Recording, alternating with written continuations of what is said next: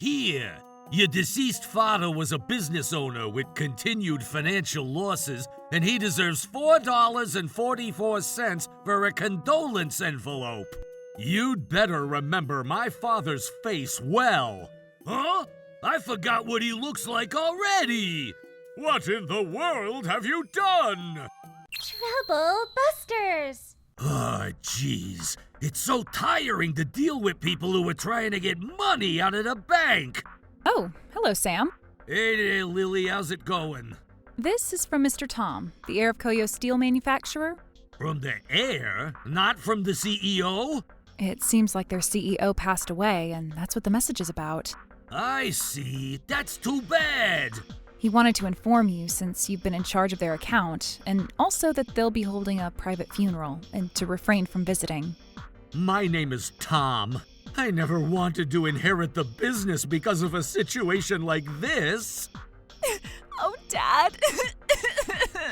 oh, honey.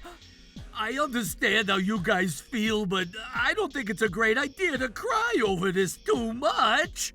Sam! Mr. Sam! What is this? Why are you looking at me as if I'm unwelcome here? We're holding a private funeral. Are you complaining? You'd better give back what you owe first and foremost.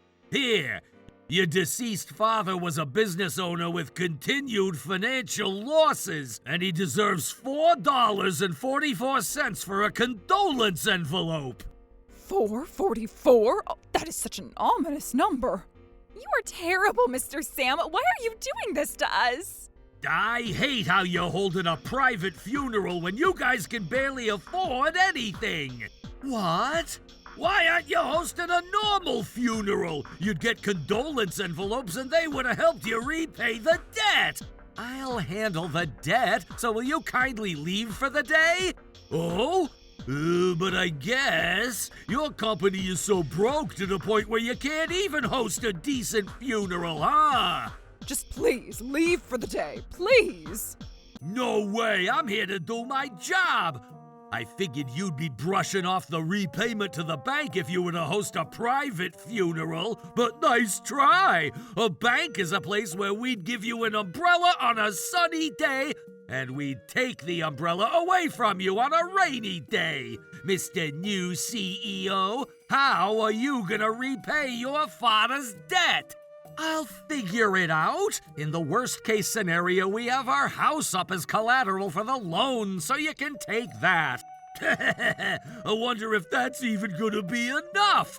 If it's not enough, I answered your question. You're done here. I want you gone, you low-tier banker. What did you just say? And also, you'd better remember my father's face well. Huh? I forgot what he looks like already. My brain cells aren't cheap enough to keep a guy like him taking up my memory space. Bye now, Mr. New CEO of a failing company. Dad, I'm sorry to let that happen during our family's gathering.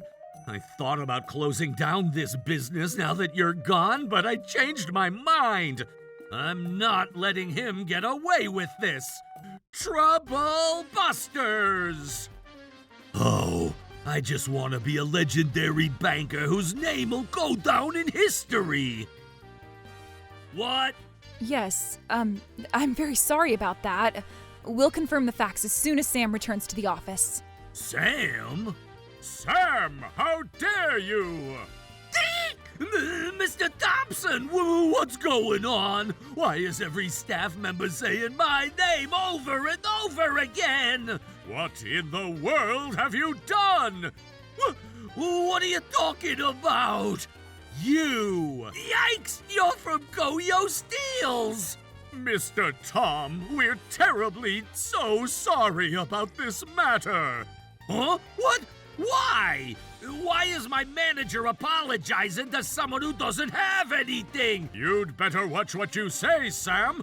Mr. Tom's father, Mr. Carl, was a highly respected man of character, admired even by some of the most prominent entrepreneurs in the country.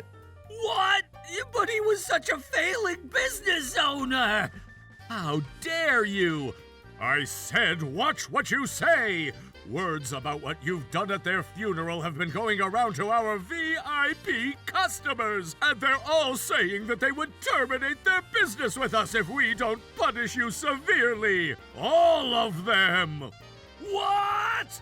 Sam, you're guilty of 4 things. You came to a private funeral when you were asked to refrain from attending. You ruined our final moments with our deceased father. You gave us an ominous $4.44 condolence gift, and you insulted my father. Hold on a second. I understand that I'm also at fault for attending a private funeral. Also at fault? I knew it would be rude to show up, but I still chose to do so for the sake of our bank. I was worried that they might end up eloping after the untrusted CEO of a failing business had passed away. And you could have waited outside to watch if we'd elope or not. It had nothing to do with all the insults you gave to the deceased person. I believe Koyo Steels was financing about $50,000 from us. Why did you insist on the repayment so badly? That was simply a practice. Practice? Recovering funds from high-risk borrowers is undoubtedly an important task, as it helps prevent failed loans from turning into financial losses. That's right, but how does that have anything to do with your foolish actions this time around? And Carl, being the textbook example of a timid pushover, turned out to be the perfect practice target for collection efforts. Was that all the reason? Huh? So you crashed my dad's funeral and acted like you owned the place, all for a pathetic reason like that? Our bank is under serious pressure dealing with low recovery loans. But that doesn't make it okay for you to practice. And while you may call it practice, the fact remains that a $50,000 loan past its due date is still outstanding. This bastard. If you're gonna be holding grudges against anyone, it should be with your father. I was just doing my job, right, sir? That kind of outrageous collection tactic is absolutely unacceptable. What? Why? I believe there isn't anyone who's as loyal to our bank as I am. No matter how much you try to justify your actions, you showed up at a private funeral of our bank's client. You ruined it with insulting behavior, and nothing will make it okay for you to have emotionally hurt our precious clients. Aren't you the one who's justifying yourself? What did you just say? You keep biting me because Mr. Carl turned out to be highly respected, and you're trying to place the blame on me so you could get away with this trouble. Is that all you want to say, Sam? Yikes! Mr. Michelson from Michelson Automobile! I've always thought you were a wise man. But I guess we should call him clever instead. I'm truly disappointed to discover your true personality. I never thought we would all end up needlessly cornering Carl, someone to whom we owe so much, and carrying out a collection at such an inappropriate time. What? Oh, so much? Not just us. There are countless people who have been taken care of by Carl in this nation. Everybody highly respected him. That's how much he's taken care of all of us. And to harass Carl's family members during a time like this. I've never seen a banker like you, and I wouldn't ever want to see one. As long as you're a part of Trubbus Bank, we'd like to terminate our finances. Terminate your finances? We're terribly sorry about this matter. We'd be willing to reprimand Sam the way you wish for us to. You're kidding me. How are all of these VIP clients at our bank believers of that old pathetic Carl? Just the way you abused your power as the banker against my father, I decided to abuse all the connections that Dad had with the authorities so we could crush you. Crush me? That's right, crush you into pieces. Eye for an eye and power for a power.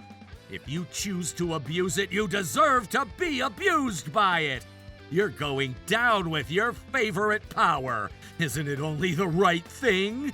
But before that, I need to make sure I save the branch manager from this situation. Can I have a say in something? This is bad. Really bad. Damn it! I never thought that the failing steel business CEO had such a hidden weapon. At this point, I have no choice. Oh, I remember now. That's right, I remember. I finally remember. I was completely confused. Why are you shouting out that you remember something as if you're pretending to remember?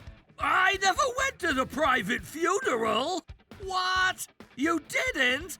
I've confused myself for caring so much for Mr. Carl's passing. Oh, Mr. Carl, I've always highly respected you, too. Stop acting as if you're in a talent show, and you'd better stop lying because you were there.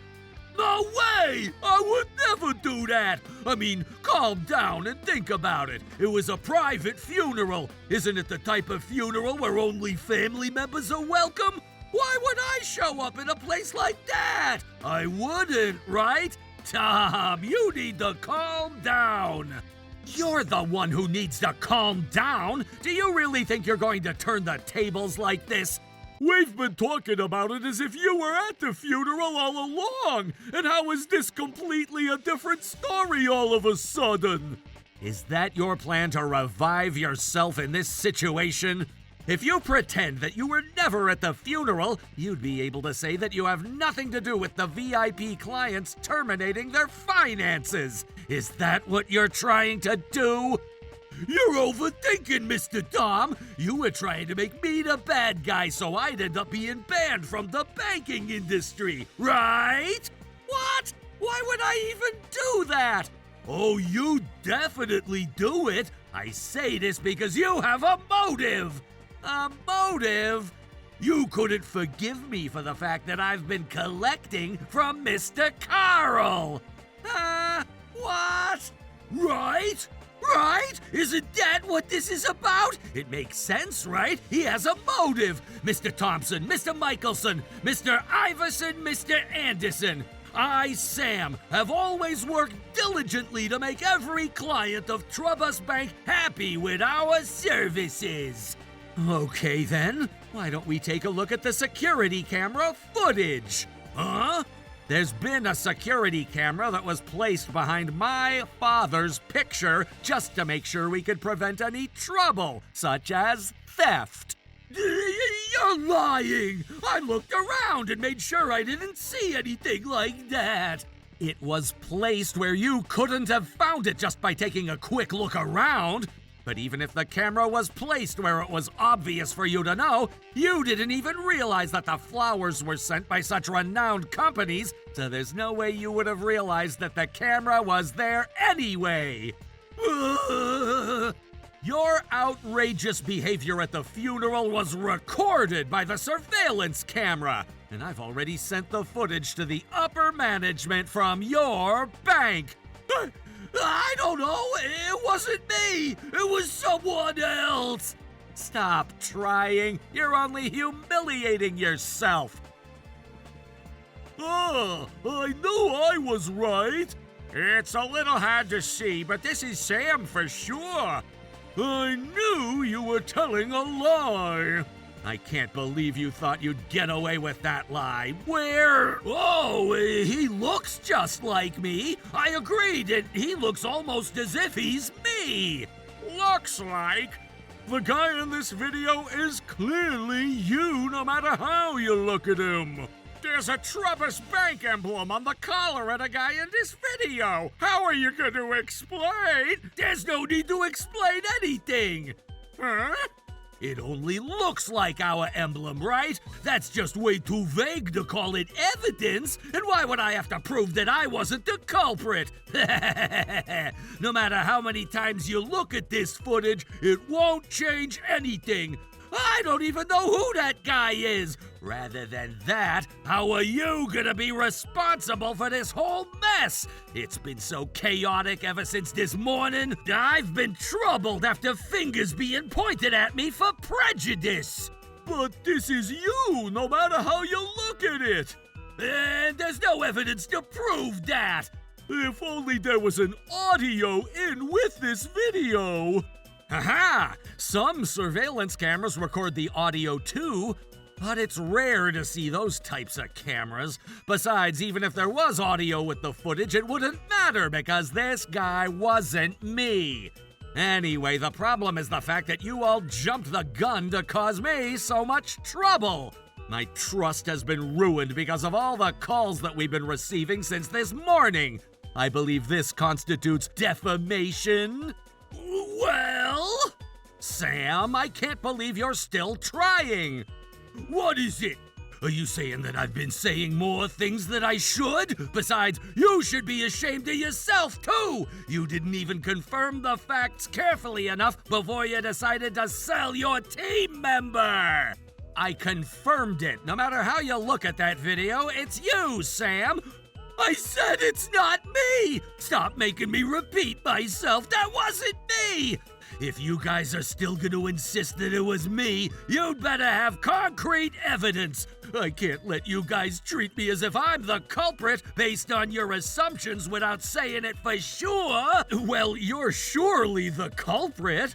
Huh? What? Were you even listening, you little brat from Koyo Steels? If you're gonna treat me like the culprit, you want concrete evidence, right? I found it. What? The concrete evidence. Madeline is bringing it to me right now. Huh? Are you gonna make her bring additional footage or something? You know, Sam. What? Just show me the damn evidence. What happened to the button that's supposed to be on your sleeve? Huh? Not that side, the other side. You lost your button, didn't you? So what? Are you saying that whoever lost his button is the culprit? Just how much longer are you gonna baselessly insist that I'm the culprit? I never said that the fact that you're missing a button makes it evidence, but the problem is where you lost that button.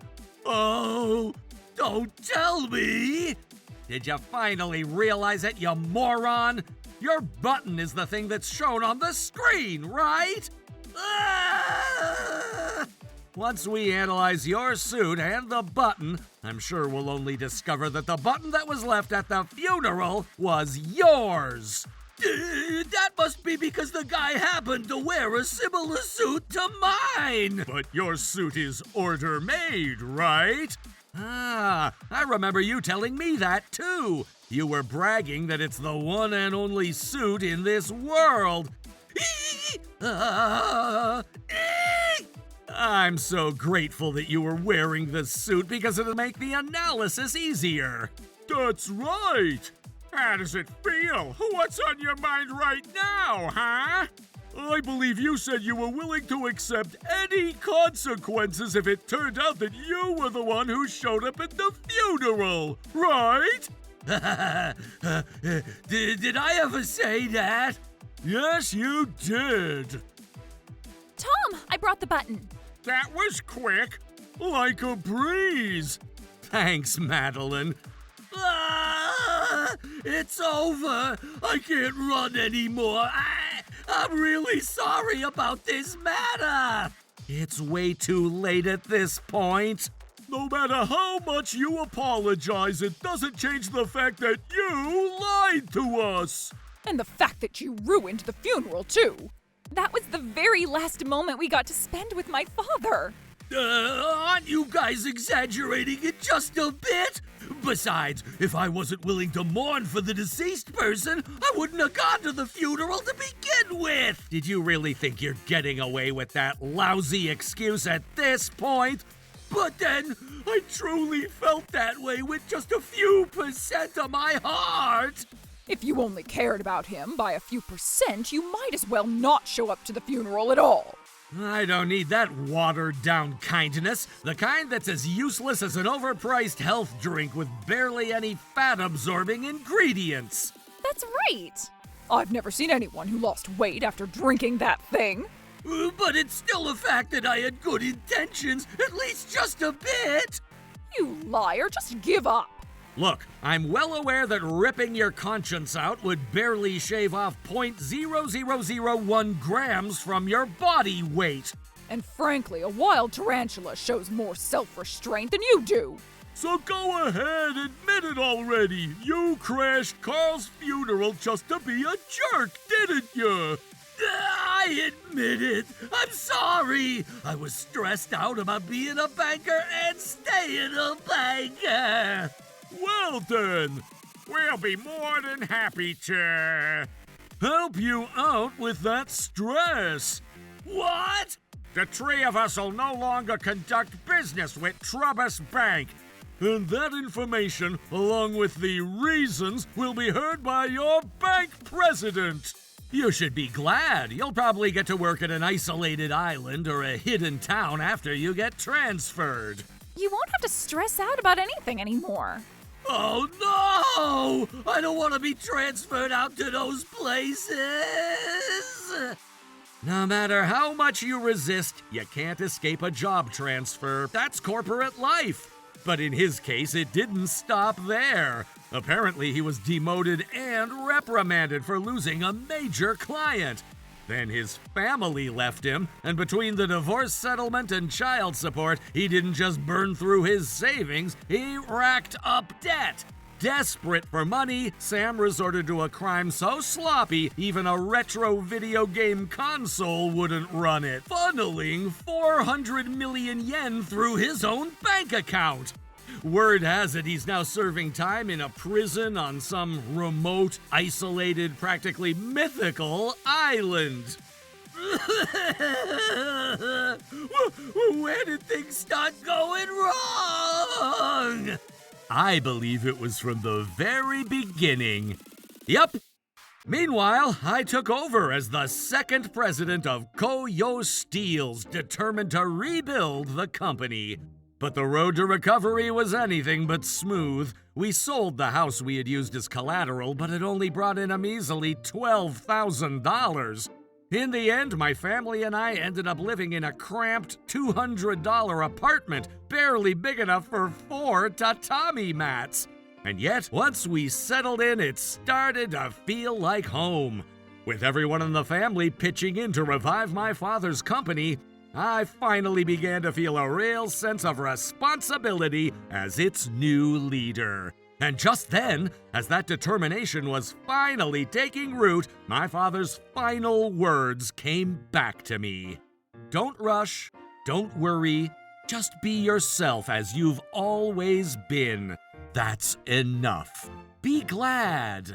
Trouble Busters. Here you go, man. You can have this food if you want. Bless you, sir.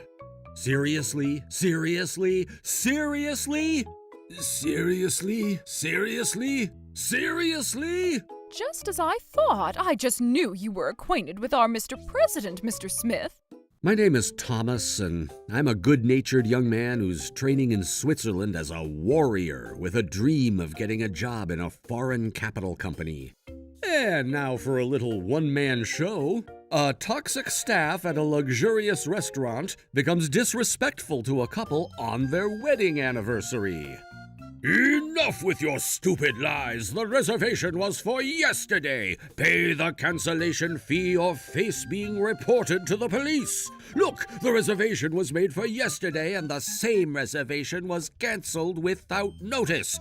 You must pay the cancellation price, if not the police will keep you company tonight, bucko!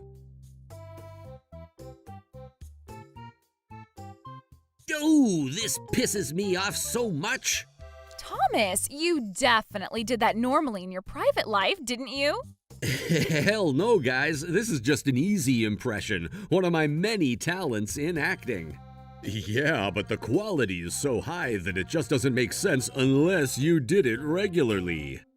In order to experience real French, I try to do comedic acts in that language. Of course, I don't accept any objections that there are other ways to do it.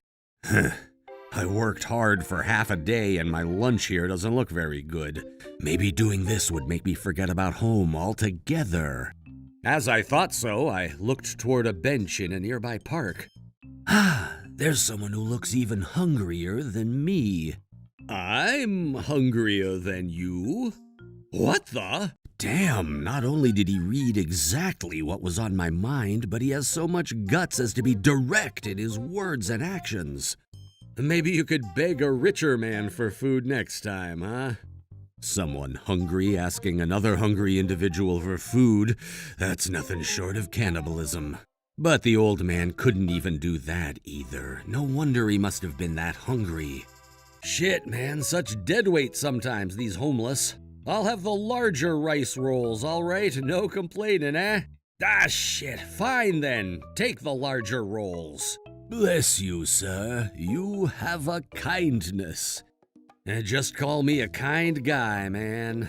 I talked with Jean-Baptiste for a long time. It seems like he went homeless after being separated from his wife and daughter. He gave up his old home and life and became a resident here. 6 months later, I had to return to Japan. During that time, I became very close friends with Jean-Baptiste, and despite all the difficulties, living in Switzerland for some time became a treasured memory for me. No, you're the worst recruit I've seen in the last 10 years. You're not hired. No, what? You haven't even looked at my resume yet, have you?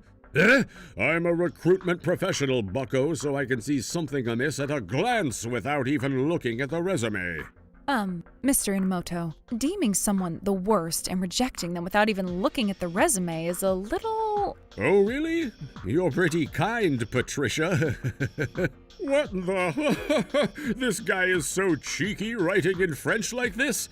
Oof, goddamn, the content is worse than I imagined. During my stay in Switzerland, I formed a comedy duo with a cheerful old man named Jean-Baptiste who was living in a park, and as we made a living by performing on the street, I trained myself in the art of love, sadness, and true meaning of strength. Comedy is something people who aren't good at studying do, dude. That's just prejudice. The resume is plainly ridiculous. I would be better off looking at ghost photos than looking at something like this. What now, Patricia dear? Are you looking for this prick's good points, No, something is... There's nothing. There's nothing good about this guy. You seriously don't know your place in society, eh?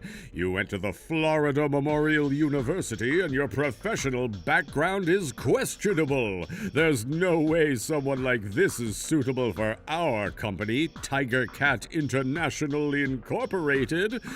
Both your academic background and career are at the bottom of the barrel. The most ridiculous is the story about your time in Switzerland. The hell do you mean, a comedy duo with an old man in the park?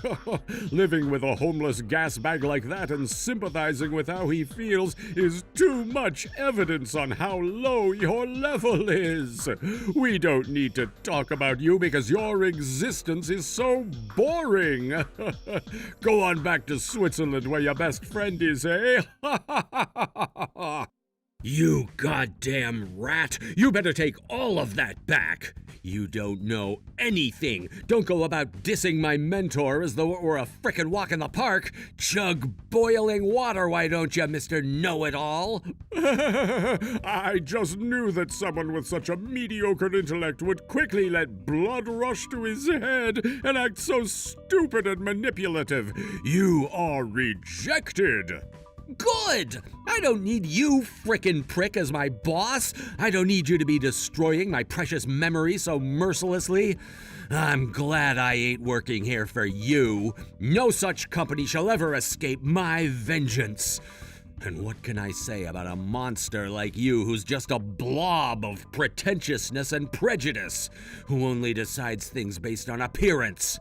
How in the world you're the human resources manager of Tiger Cat International Incorporated, the world's leading company, I'll never understand. Shame on you. Do not show your face here again, you barbarian. All right. And that's the 30th company in a row to turn me away. But I don't care. Working for someone like that has to be worse than being unemployed. And yet I'm on the edge of a cliff. I can't even treat Jean-Baptiste to a sushi roll anymore. Excuse me? Yes? Well, what's the matter, miss? Unmotivated, clouded eyes, like those of a fish. Hey-o, whose eyes are clouded, huh? Silver hair, a nuclear power plant for a mouth. Could you truly be? Huh? Mere seconds later, I learned something truly incredible from this girl. And then that became the catalyst to turn the tables against that good-for-nothing, condescending sack of lard, Enomoto. Unforgivable. Trouble busters, initiate! All of these freaking recruits are just actual insects with the education of a mosquito and the career of a cicada. That's vulgar, Mr. Enomoto. Oh, you need not say that, Patricia. The best part of being an interviewer is harnessing the overwhelming power that comes with the Human Resources Department and letting the sword be decisive, right? I wouldn't know. Oh, well, I think we've earned ourselves a break for now. Yes, Lloyd Enomoto speaking. Yes. What? The president, ma'am. I'll head over right away. Seriously? Seriously? Seriously? Seriously? Seriously? Seriously? Just as I thought. I just knew you were acquainted with our Mr. President, Mr. Smith. Hell yeah, we are. But why are you the president of a foreign capital company in Japan, Jean-Baptiste? I thought the sushi you brought me was so good, and I vowed I would go to Japan one day, and I started saving up. And when I came here, I miraculously found my wife and daughter here. My mother's mother, my grandmother, founded this company, you see. Yep, and I'm the president of this company. Excuse me, Mr. President. Excuse me, sir. Hey, Enomoto, you little... I heard the details just earlier, sir. I did not think that you and the Silver Mothman here... Eh?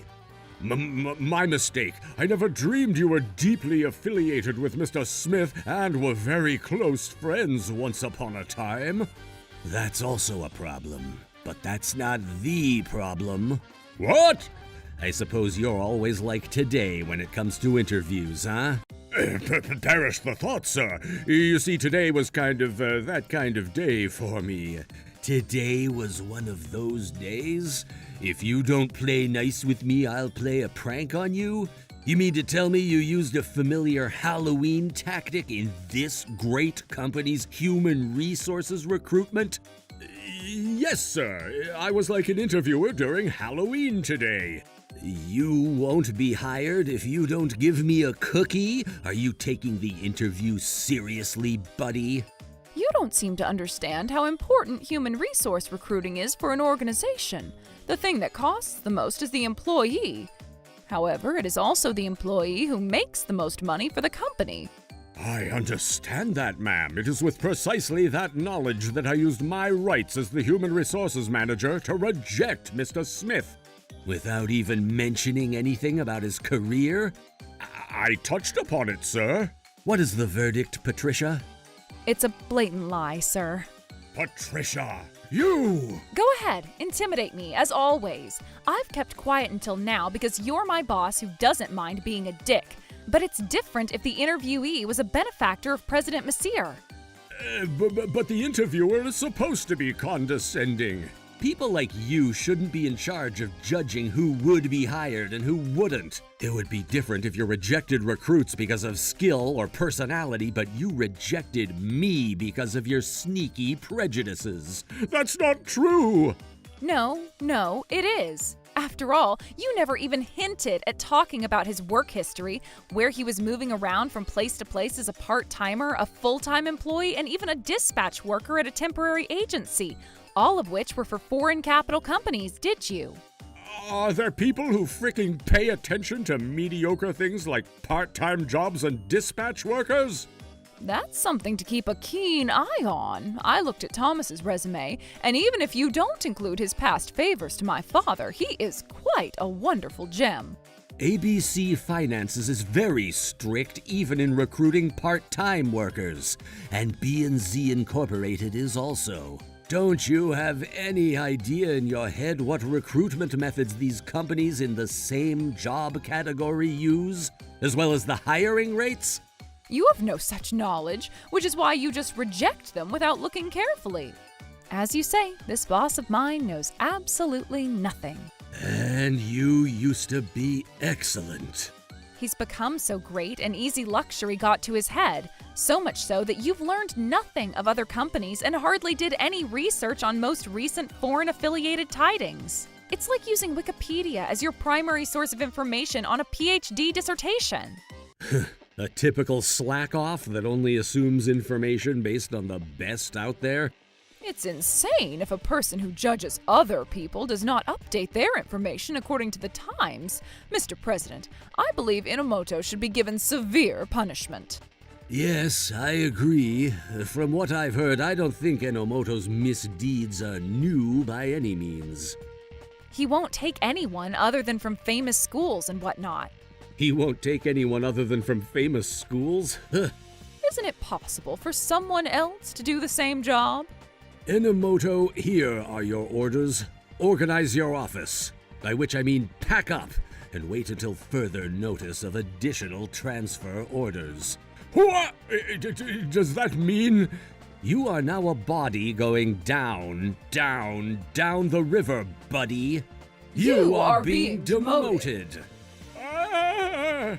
This time, your demotion has nothing to do with your harsh abuse towards my father's friendship with his benefactor, Thomas. You've done far more. Mercilessly abusing the friendships of Mr. Smith, which has nothing to do with whether he'll be hired or not, is too far over the line to overlook, after all, I think. Sympathizing with an old homeless man is too much evidence on how low your level is. Well, now that I think about it, your words probably pierced through Mr. Smith's dignity faster than a red-hot samurai sword through a stick of butter. No, truly, I didn't say anything like that. No, you were. Please, Mr. President, this, if anything, is true. I'm sorry, but I believe Thomas. He used to be a total stranger who shared sushi with me when he saw me for the first time, and he is my best friend and even saved my life. I definitely don't want my demotion to be finalized under nothing but memories from an abysmal past without any hardcore evidence supporting what you believe I'm doing wrong, sir. If such a situation were to arise, I have my own ideas. I will go to court. What? To court? I have a family, too. A court case will be so tedious. Hey, Loreline, can't we do something about that? No, it's true. There's no objective evidence, and it will become a nuisance if it continues for a long time. Listen, Enomoto. But what happens after demotion is quite a massive pay cut, right? Probably compared to your salary now. Wouldn't all be well to get back what you lost? I'm already 55, ma'am. By the time I can, I will have already retired. It can't be helped since you caused this situation, right? It can be helped, bucko, because I did not invite such a situation into the company. Mr. Enomoto, you are being so pathetic, irresponsible, straight up cowardly. Shut up! You must be so happy, eh? If I'm overthrown, you can just take my place and run up the career ladder easy peasy. Oh, I see, Mr. President. This is a trap. Huh? A trap? Thomas and Patricia are trying to frame me to be the lying and incompetent interviewer that I allegedly am, so that I can be eliminated. And Thomas doing such a thing? Well... And Patricia would never do that. That is just your imagination, isn't it? You can't judge people based on your imagination. So you admit to being wrong about using abusive language against me when I first came. That's only what I did allegedly, and I only stand here to make sense of the misunderstanding. No, none of us see it that way. Impressionism, abstractionism, and the ridiculous theory that words tell everything there is to know is dissatisfying and meaningless. Shit. This guy, helplessly cornered, is using his last resort. This is getting out of hand, Laureline. I agree. Making mountains out of molehills over something completely understandable. I'm not making mountains out of molehills. I'm just naturally... This is the natural way of things. Has anyone any evidence, like an audio recording or video footage? No, sir. This is because company rules dictate employees cannot bring in anything with recording capabilities, including cell phones, without authorization. Didn't ask you. But I could still give you an answer, right? Well then, there's no other choice. Did you finally understand? Yes. Is that so? Is that so? Hey, is it okay to take such a lenient response? It can't be helped. Of course, as Mr. Inamoto says, there is no evidence. Hurrah! Hurrah for innocent until proven guilty! There is no evidence! I'm innocent! No punishment for me, no problems for me! Suit! Goal! Goal! Goal! Goal! Goal! Goal! Goal! Goal! Now, if you'll excuse me, I shall do my absolute best as head manager of the Human Resources Department. Thank you so much. I would like to apologize for giving you such a confusing interview, though. I'm sorry. Let's go, Patricia. Oh.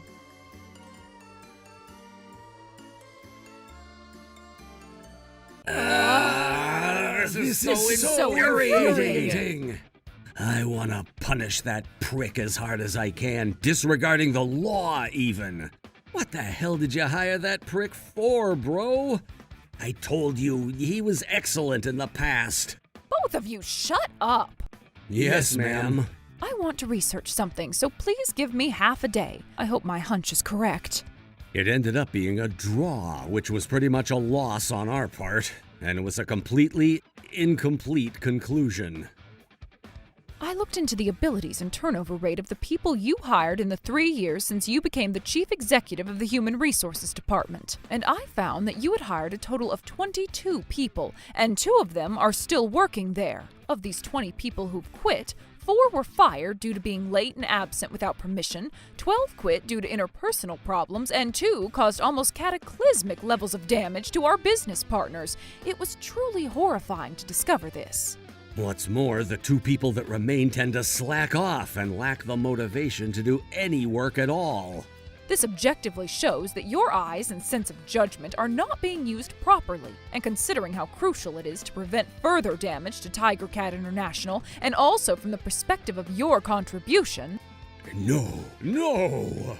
There are 0 surviving employees hired in 2019 and 2020.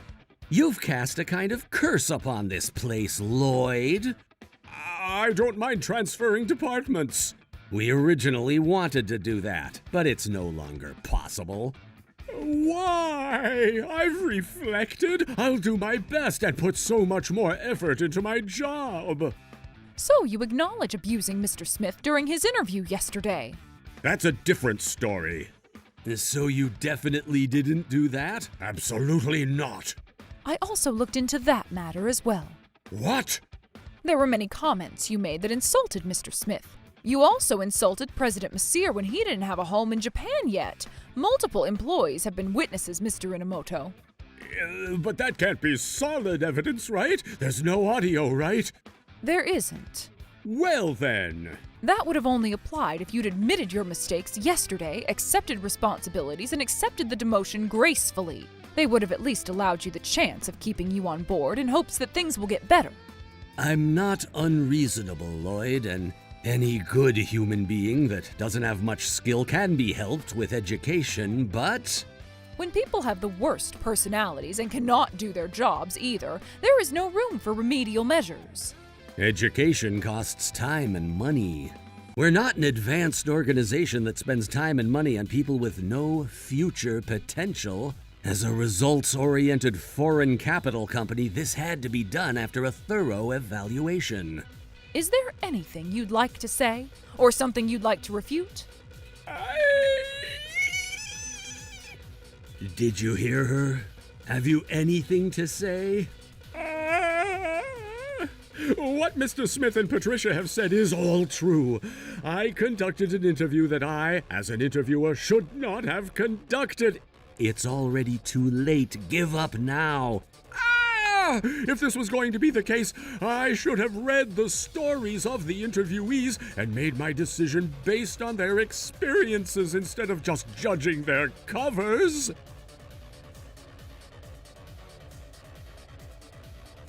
I'm not humbled by Enomoto, nor am I afraid.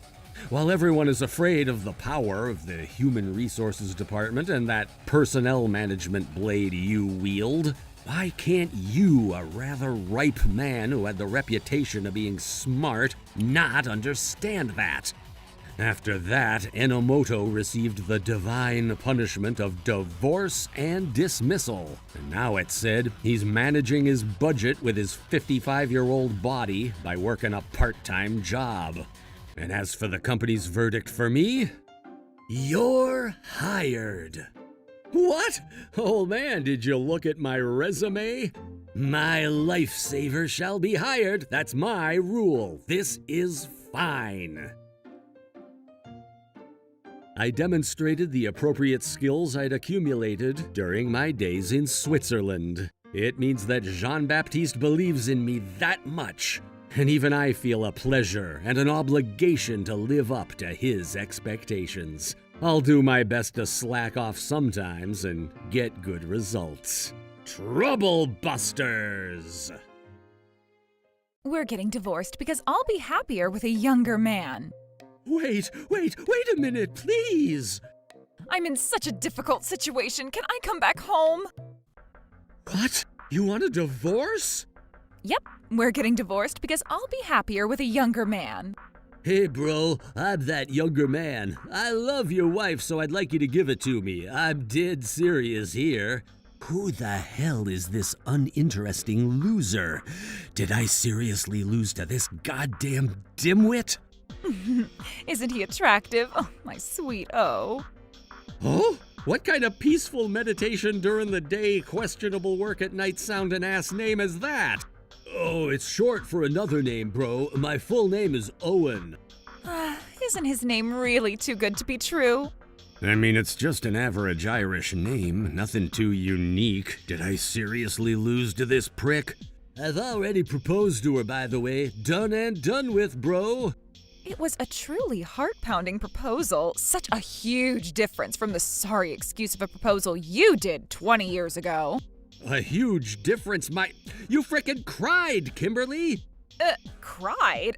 Those were tears of frickin' sadness since you were never going to propose unless I urged you to, right? The restaurant wasn't 3-star Michelin. Moreover, we couldn't frickin' enjoy the beautiful night view because of the stupid-ass rain and clouds. Zero impression at all. I still remember how emotionless you looked when you proposed, Thomas. Literally the worst thing you can do. But the worst thing of all was the engagement ring. Huh? It was quite nice. I did my best to find you a good one as a heartfelt present. Do you send a princess a good one, huh? Usually a man would give a top-notch branded ring as an engagement present. That is what a prince ought to do to his princess. By comparison, O's ring to me was a diamond one that cost him over $20,000. My name means well-born, you see, and I just had to make this birth of our life together something special. Remember me every time you look at your ring, okay, babe? Life isn't easy or enjoyable at all. Easy or enjoyable? Our life is like most other people. You can't live like royalty on a normal salary now, can you? No, you can't. What, were you actually thinking you could? I thought you would change after marriage, but you haven't in the slightest, and I'm disappointed. Before instead of after. Is that why you cheated on me? I didn't cheat. I found someone better. Well, then you're even worse than I thought. I want to live as a woman forever, see? You only live once after all. I can't lie to myself. Yeah, you cleverly list all the good things about the situation, but realistically, just because you want to live as a woman is not a good reason to cheat on your husband. And I can't lie to myself is just another way of saying you're insufferably selfish. I understand everything, Kimberly. Both of you look like they'll get away with this, but that's not going to happen. I'm gonna take everything I possibly can and leave you two to rot away in hell. You've done something so heinous you deserve that kind of retribution, so I expect you're ready for what's gonna come, huh? Take everything I possibly can? Alimony, bitch! Inviting your lover over to present me the brutal and honest truth means you two can't help but want to pay me alimony, right? Alimony. A man in love with a broken heart always says that very word. Call me whatever the frick you idiots want. I'm just charging you according to the law. By all means, then. You committed the crime of giving Kimberly, a veritable princess who deserves the world and the stars beyond the horizon, all tied up and stuffed into a small metal box of life full of cold treatment and unchanging dullness. I wanted her to be a beautiful woman for a long time, as much as she wanted, so I didn't pay attention to her beauty-related spending sprees, and about the money spent on travel and gourmet food, I was pulling a lot of strings to make sure we would be okay even after everything. And I'm a guy who always wants money well spent, not wasted. I would never have been able to give her the permission I did without my love for her. And yet, you decided betraying me was the way to go. I didn't betray you. I just reached my limit. Thomas, you've become a little senile, haven't you? Become senile, you say? Right on, sister. Studies show age steadily increases every single damn year. Really? I don't think I changed very much. What are you saying? Give me a frickin' break. Are you serious about that? How much do you spend on beauty parlors and shit like that? Plucking money from trees, are we? I'm not saying you should just be grateful, but don't take it for granted. And why would I be devoted to you? Because I love you, right? Stop being so patronizing. I'm not being patronizing. I'm telling you to stop taking things for granted.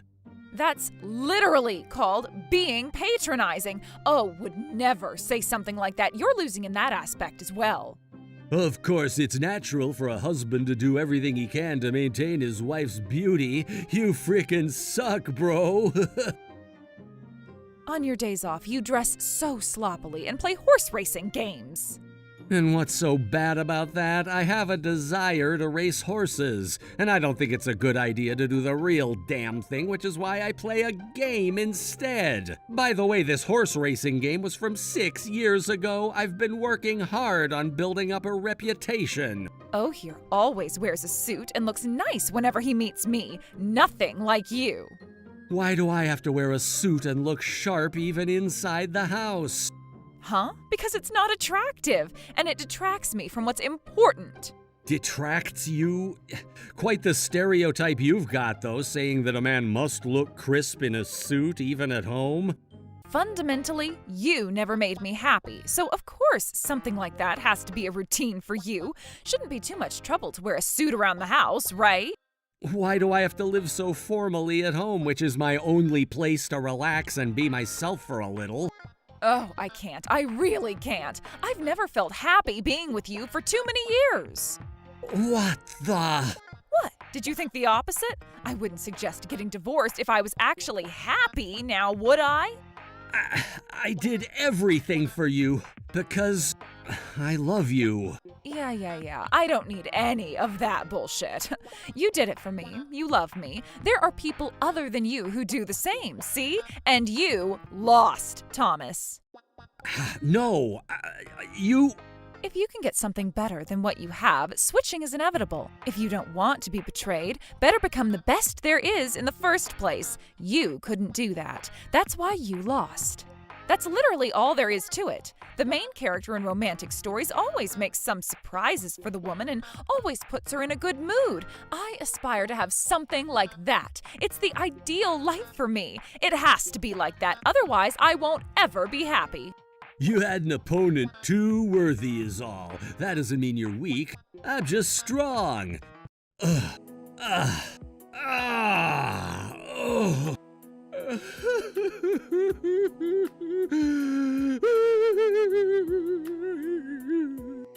I never thought I'd cry so genuinely after I turned 40 years old.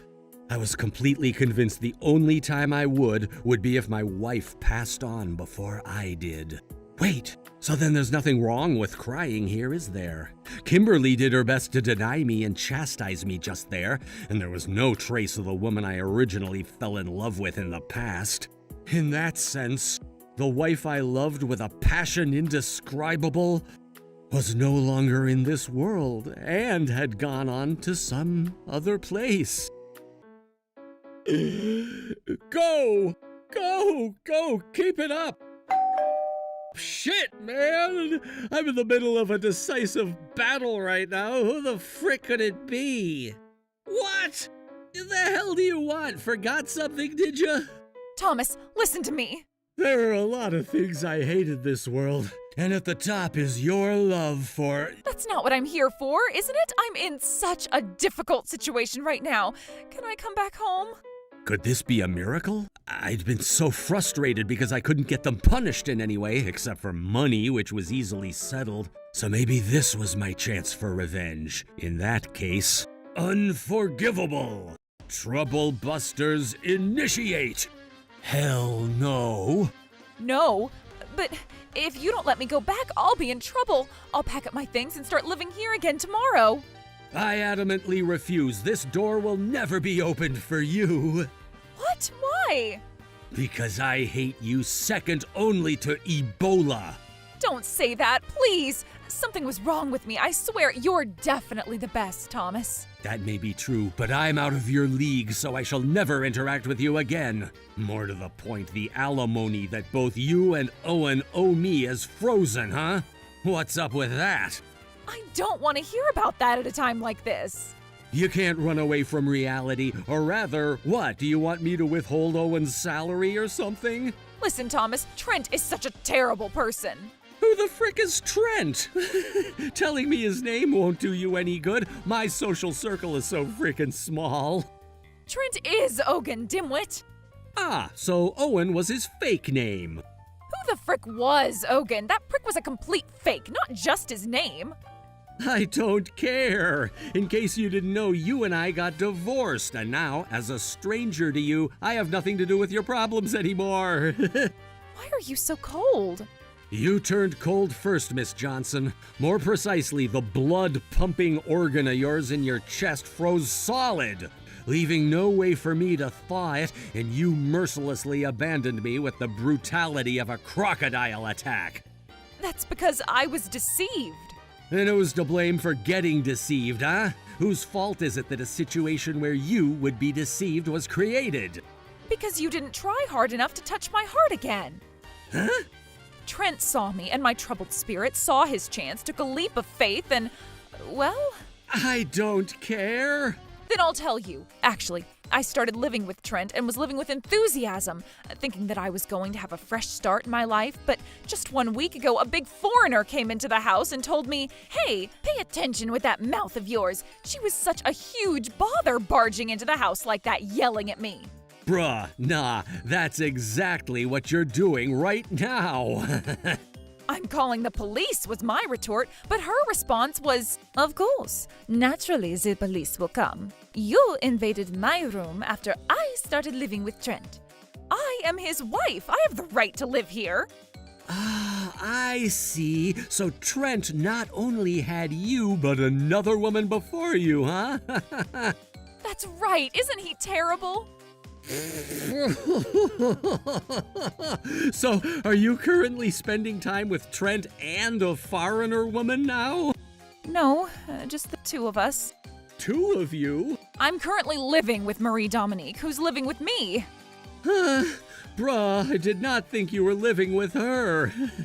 Didn't you successfully fight her and live happily ever after with Trent? If so, I wouldn't be coming to your house. Be careful with what you say. And now there's an eternal battle of curses fighting over who's going to leave. Probably, Parsec, you're staying at home and show no intention of getting the freak out. Just leave already. This room belongs to me and Trent, all right? You frickin' leave the house, eh? This house belongs to me and Trent, especially Salope. For the sake of my son, too, I will not go anywhere. Get out! You get out! This is my home. No, this is my home.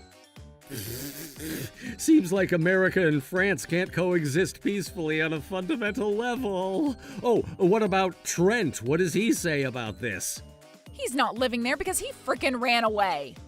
Ran away? This cause and effect scenario couldn't be more picture perfect. But no, if you laugh right here, right now, you won't be able to get any more delicious nutrients from what the bitch sowed. Endure, Thomas lad. Endure through to the end and experience the sublime taste of vengeance completely. Why did he run away? How did he run away? He said he was going to buy some milk, but he never came back. Since then, both of us have insisted that the house is ours, and neither one of us has moved a single step. It's become such a battle of durable stubbornness that even I find it incomprehensible. Oh, such pointless stubbornness. You would take the side of a woman you just met for the first time? I hate you so much that I genuinely want to support your enemy, to be honest, even if I had only met them for the first time. But for the sake of the argument, I remain neutral. I'm his true wife, so it's only natural that I frickin' claim the house is mine, and yet... How are you paying the rent for the house now? What about the living expenses? That would be...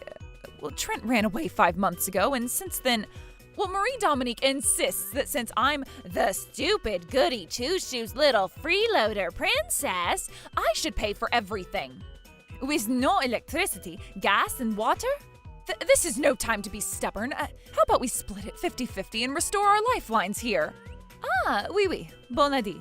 And just like that, everything went back to normal and is restored. But after that, the fight continued on. I will not lose to you in power in the house, Hen.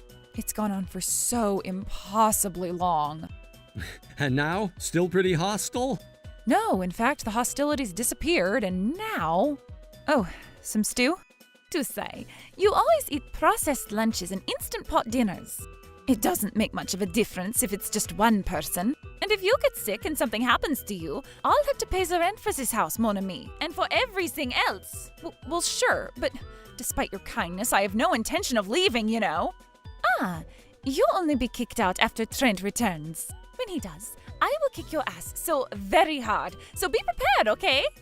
Until the problem is resolved, we are both an indispensable source of contribution to the house that we can't afford to lose, so we take care of each other.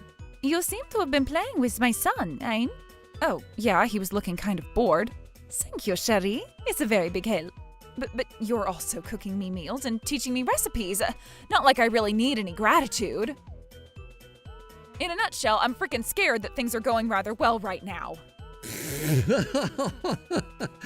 Is that so? Even that son of hers now calls me Auntie Kay and genuinely considers me a part of his family. And I'm not bad with kids either, so this is dangerous. At this rate, I can't tell Marie Dominique to get the hell out when Trent comes back. Isn't there a lot of, strange emotions going on? This is also his frickin' fault. No, it's your own fault. You're still saying that? Damn, you're stubborn. I'm telling you that I was simply deceived, you know? But that's a future that could have been prevented if you hadn't gotten involved with your darling little sweetheart, huh? You were the reason why I resorted to that course of action.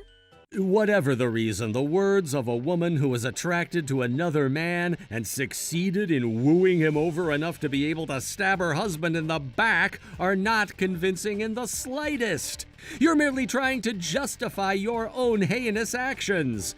I feel sick to my stomach listening to you try to make sense of your crimes. You're a man, right? Watch that mood and tone of yours. You swore to value me as your wife, eternally precious, so frickin' help me!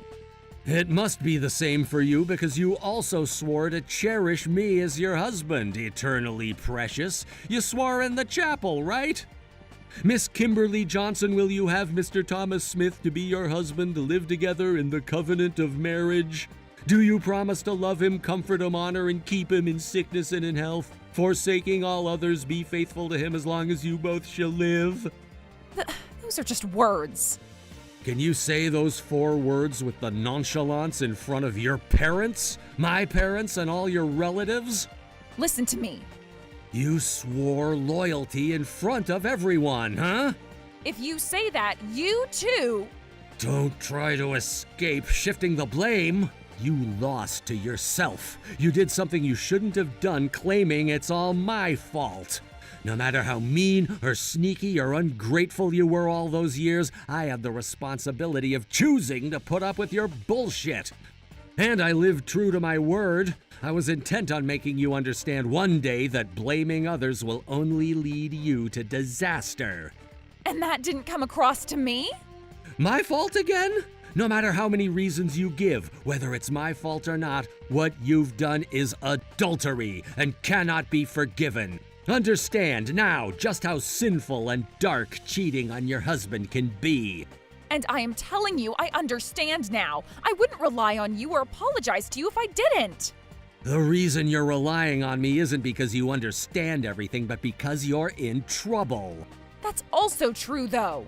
Only that is true. Apologizing? In my current interaction with you, which part exactly did you say the words, "I'm sorry" to me, huh? That's exactly what I'm doing, knocking on your door like this, to apologize. From the beginning until now, where was your apologetic soul in the stupid content of your current status reports and requests for rescue? I was going to after I finished talking about that. When you realize that what you've done hurt someone, the first thing you should do is apologize. Are you the type who cares about things like that? Listen to me. Do you understand just how sinful you've been? I do. Then tell me. See? If you don't understand that, there's no way you can apologize at all. What did you want to apologize for anyway? Why were you trying to apologize? You just want to help yourself. No. Just yourself. No, I say. If not, start by caring about the person you hurt in the first place. I don't care about your troubles. Evaluate whether I'm in a position to listen or not, then tell me about how despicable and degrading your actions were and how ashamed you are of yourself.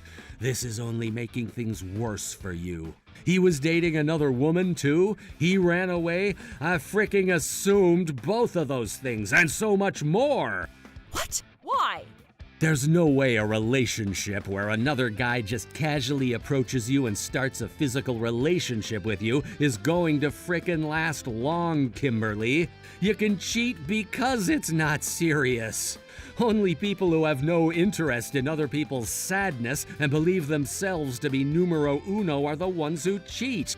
You try to justify that by saying painful things like, "You only live once, I don't want to regret it, I want to be a woman forever and ever," among other brainless things. I doubt a bird brain like you would understand that, though. Marriage isn't just about what you get. To know that you didn't imagine that before marriage goes to show just how childish and unattractive you are. My only regret is that I couldn't see for the kind of woman that you really were. Selfish, self-centered, and unfaithful. What's up? Am I speaking the truth so accurately your voice has been shut off? You won't get any help from me, so you better just give up now. So you aren't helping after all? Of course not. Why should I save the very same person who trampled my heart irreparably? Don't say that, darling, please. Please help me. I'm in serious trouble. Seriously, if this weird cohabitation relationship continues, I'm just so worried about what will happen in the future. I can't help but feel so happy that you're so frickin' worried about the future. Please help me. More importantly, I'm behind on alimony payments. Take care of it, all right? Enough with the money. Stop. Can't be helped. The only connection I have with you is the alimony. Since it was very malicious, a total of $40,000 in monthly payments of $1,000 each, I think it's still a long way from paying it all off, so do your best to pay it, all right? Please stop. I regret everything. If I had the time to hear an apology from you without even knowing what you did wrong, I'd rather listen to cement dry.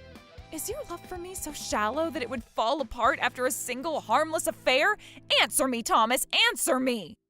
After that, I received many messages and emails, but of course, I ignored them all. She made me laugh enough, and I don't want to get involved any further, but take care of it, bro. Hell yeah, brother. Using my mate's resourcefulness, I was able to find out where Trent resided now and leaked that info to Kimberly and that single mother. As a result, the two of you caught his ass and dragged him back home to begin living together, the three of them in this weird system of hostile cooperation. If you just listen to what's going on now, it'll seem like something straight out of Netflix. But it seems two of the characters are so taboo that it would be impossible to make it into a movie. Until they pay the $40,000 they owe me each, my ex-wife and her lover, I'll do my best to stay involved with them. But not more than necessary. I hope that by the time that's done with, I'll have another kind of happiness that I've never had before. Trouble Busters. We're divorcing. What? I've been thinking this for a while, but you and I just don't match. Oh, darling, welcome home. Wait, did you have a wife, Alan? No, I don't have one, no. Actually, there's talk about me relocating to Germany for a new business. Germany? Yeah, it would be a long story to tell, but, Don't tell me. You're not gonna ask me to come with you, right? I would like to talk about that in detail, Mary. Absolutely impossible. Why do I have to go to a foreign country for your stupid convenience? Well, let's talk anyway. We're divorcing. What? I've been thinking this for a while, but you and I just don't match. Mary? I married you because I heard you were working in the car industry. Yeah, that's right. I was picturing you wearing a suit and working as a car salesman, understand? However, you come drenched in motor oil every frickin' day and have the audacity to spread the smell all over the house. Have you ever put yourself in my shoes smelling that stuff every damn day? I'm sorry about that, but we've been married for a long time. Why now of all times? Until now, you were the one bringing home the bacon for us, so I kind of turned a blind eye. But if you were to give up your job and go to Germany, that would be a whole other ballgame. Mary, you're jumping to conclusions. I'm not moving to Germany because I'm quitting my job. There's no point in trying to fool me, Alan. Listen, those who go abroad are people who merely escape reality. There are some of these people, you see. If things aren't going well back home, they start to worship other countries as if they were a utopia. And once they do go abroad, you'll compare it to your home country and despise the latter with a newfound passion. If you decide to run away to Germany, I won't stop you. But you don't have a job, you're always covered in petrol, and in the end, you become a rather pathetic man with a damn shaggy beard. Nowhere near the handsome man I fell for. Did you really think that I would adhere to the wishes of a stupid excuse of a man who I believe doesn't have anything going for him? You probably think you're a person with so much potential for the future, but I already reached my limit. Mary, please stay calm. If you hate Germany that much, I respect you for remaining here at home. There's always the option of being transferred alone, but please refrain from thinking about divorce. I want to continue to be husband and wife with you. Even if you want to, I've already closed the book on us, to be honest. Please, anything but that. I tried to persuade her even after that, but Mary refused to listen. Oh, you're so annoying. Look, I'll give it to you straight. Let's face it, no one would want to use an ATM that you can't withdraw money from, right? You... don't tell me. That's what I mean. But why? After hearing what she just said, I realized that talk about it any further was futile. Okay, if you're gonna say that much, maybe it's better for you and me to separate. Let's go! Hell yeah, getting freaking excited! And so, after such a long marriage between Mary and I, our life together came to an unexpected end. After a discussion with her, $50,000 was distributed to her as part of property division. But $50,000 won't last you that long. Is there anyone for you?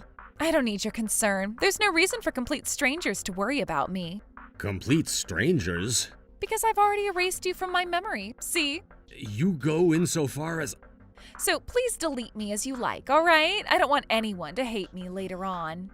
Mary, we used to go on dates, laughing a lot, didn't we? We had a lot of memories together, but what the heck? What the hell? Ugh. I was so shocked by my divorce from Mary that I started to cry. I cried long and hard when my tears had dried up.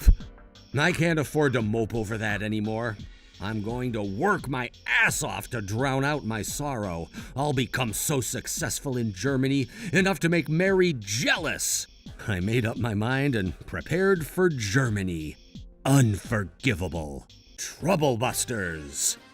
According to rumors, Alan should be coming home today. Wait, could it be? My, look at him, all dressed up and looking spicier than I'd seen him in 40 years. But that's the ideal man I was looking for. Ha! Home sweet home. It's been far too long. Come on, where's the closest burger place? Damn, Kathy, you're so excited about the worst food on the planet, huh? I'm really looking forward to it, darling. Don't worry, I'll take you to a great place soon enough. Just you wait. Who is that woman? Well, no matter. Oh, darling, welcome home.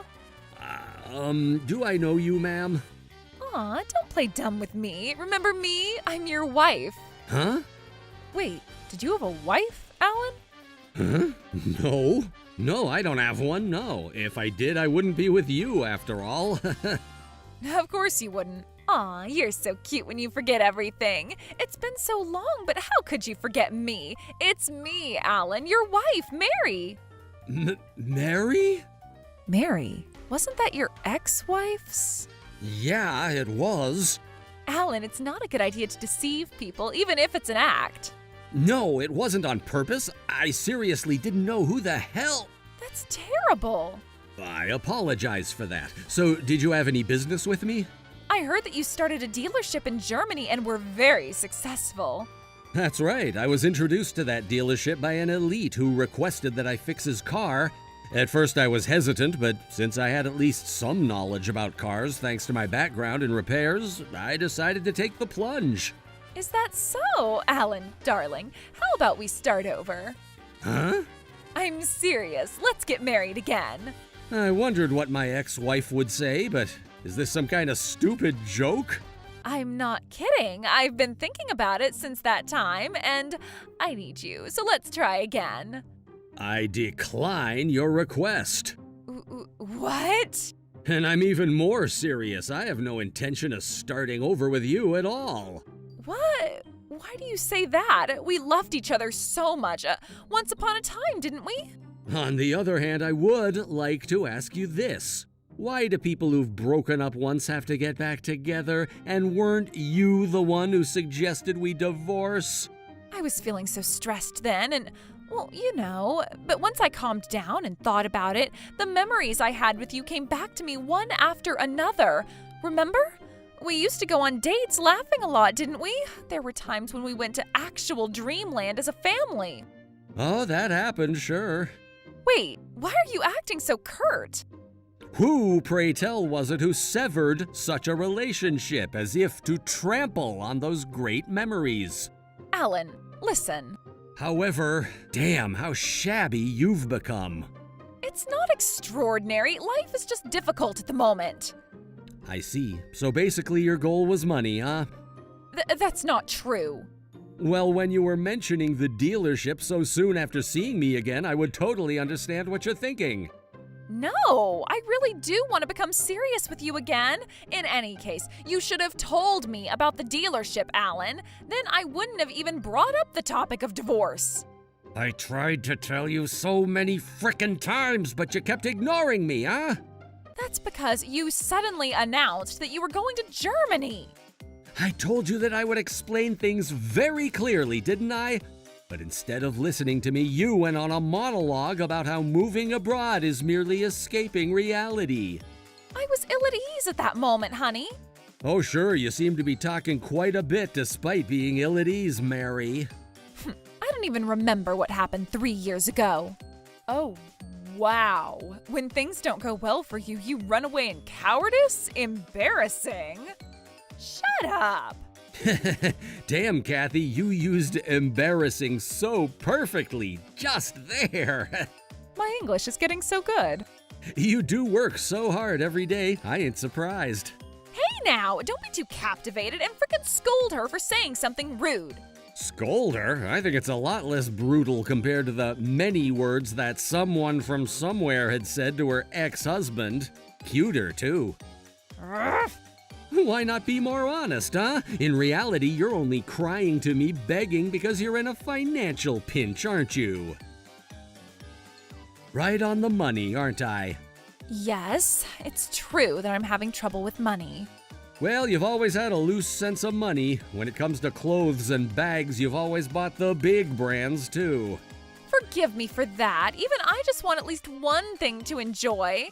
But alas, as a spendthrift, you must have used up the $50,000 I gave you as part of my property division in a snap, huh? Even after this, I economized a little.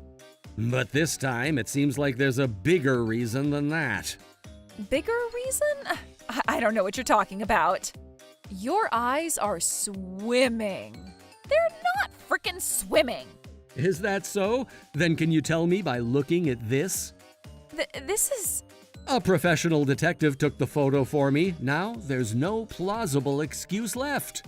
I was wondering what you were going to say, but this is the person I met after we broke up. This was after the divorce, so it's up to me who I date, right? That's what is generally said. However, this time is a slightly special case. Huh? What are you trying to say? And about that, you see. Damn, speak of the devil, right on time. Dad, sorry I'm late. I was busy with another matter. No worries, son. We were just getting excited about that particular topic, see? Seth? Yeah, so this is Seth, that wonderful son you told me about? That's right. This is Seth, my darling son. Mom, I never knew you would do such a thing. Seth? What do you mean? Why are you here? What the hell is going on? Mom, you have been cheating on Dad long before you divorced him, didn't you? First Alan, and now you? Son, I wonder what's gotten into everyone today. Don't tell me. No way Alan had been whispering some terrible things about me. No, hell no. Don't think you can fool me, Mom. So that photo was taken before the divorce, you say? No, the photo he showed me was taken after the divorce. If that's the case, it shouldn't be cheating then. Seth, you're a serious fellow, so you shouldn't just believe what your father tells you. It's not like I'm following Dad's orders or anything, you know. I just took what I saw with my own eyes and let him know.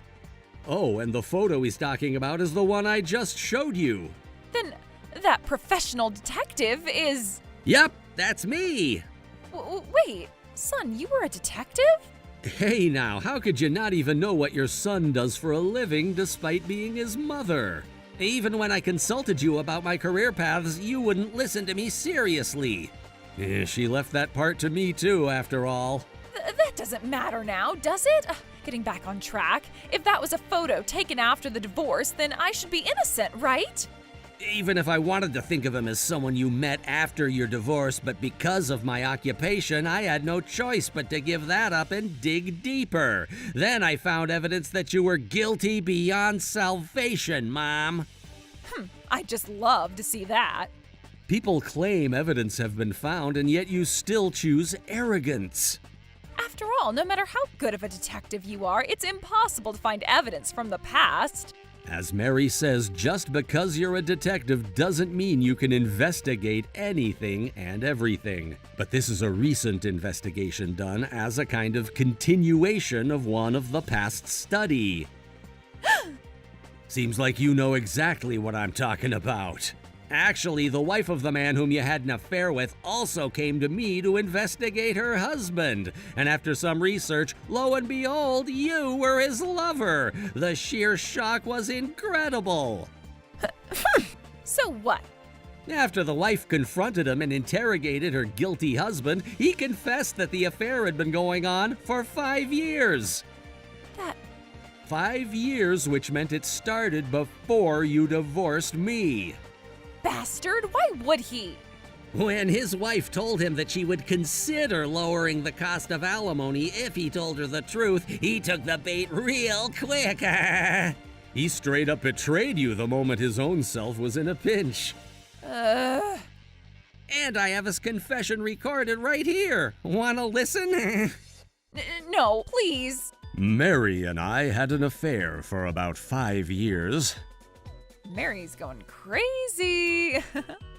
And as a result, you were not only asked for alimony by your lover's wife, but you were also abandoned by him as well. That's why you came crying to me, right? Yes, I admit it. But you are the only one I can rely on anymore. I owe $50,000 in alimony, understand? Please, just give me a little. Hell no, I will not. Why? Please don't say such cold things. Why do I have to wipe my ex-wife's ass with her affair? That's because you're my ex-husband. No, I don't understand what that means at all. On the contrary, I will also demand alimony from you. What? Why the hell do I have to pay you anything? Of course you do. I was the one who was cheated on, see? I'm sorry, but you lack knowledge on this, you see. Huh?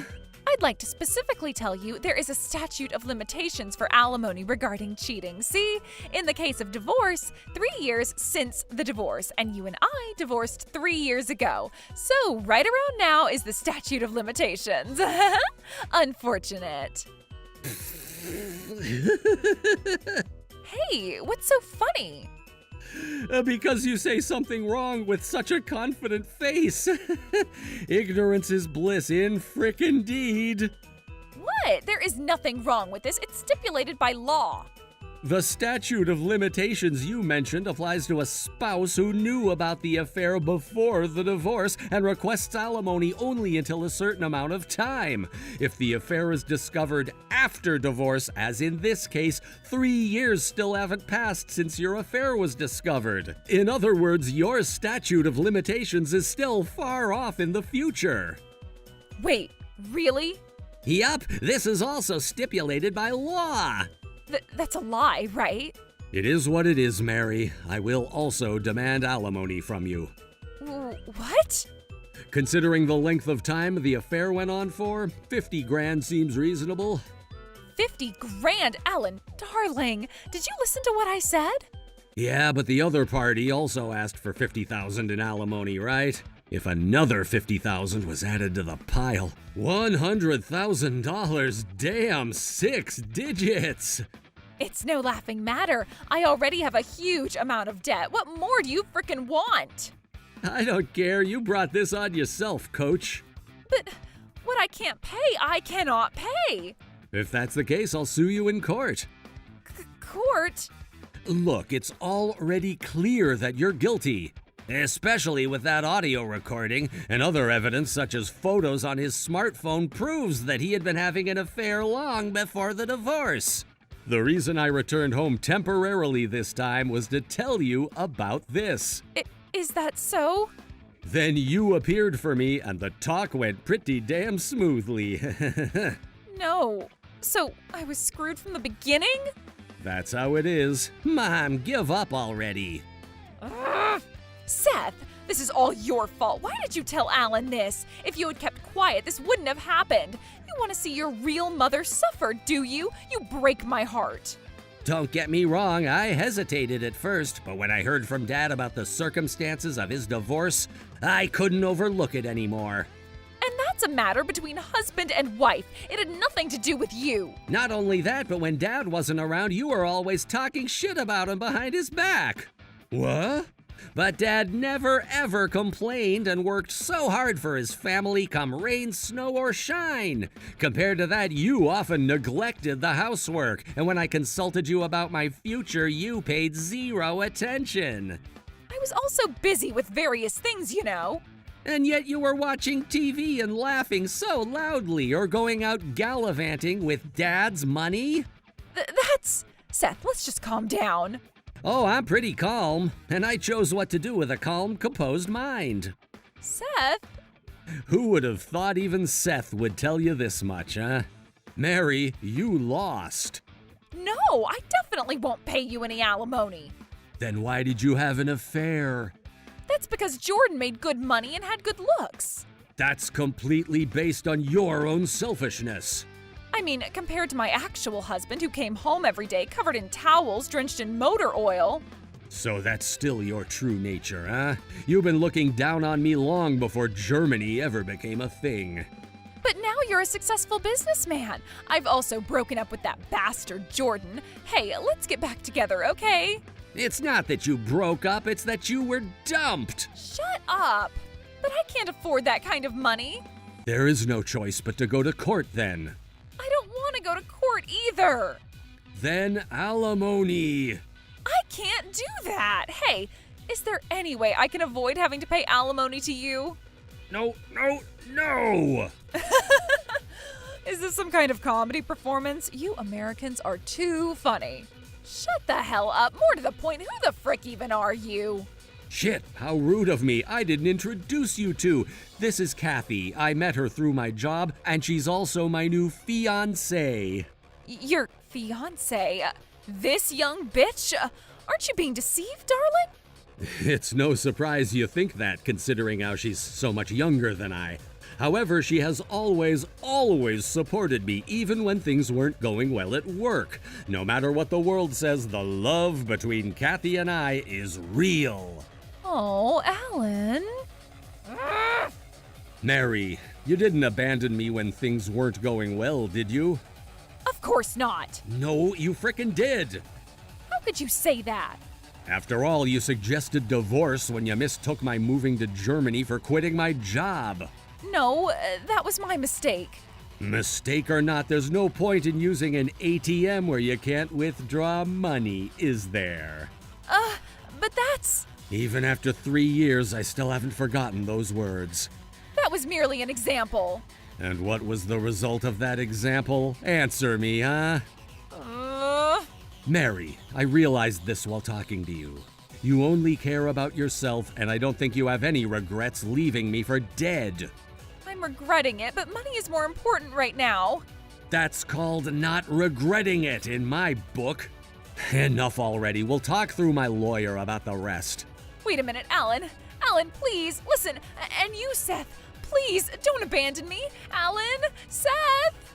After that, I formally demanded alimony from both Mary and her lover Jordan through my lawyer.